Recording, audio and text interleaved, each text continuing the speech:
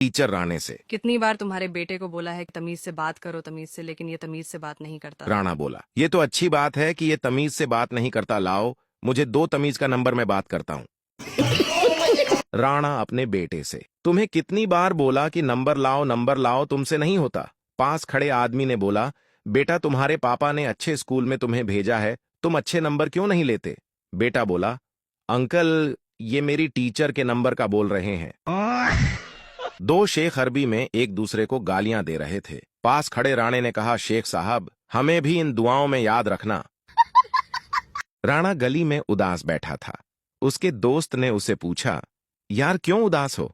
राणा बोला, जिन घर वालों को मैं बचपन में सोता हुआ अच्छा लगता था, आज वही घर वाले मुझे लात मारकर उठाते हैं। राणा जी बहुत खुश हैं क्योंकि राणा जी से आज एक औरत ने माफी मांग ली।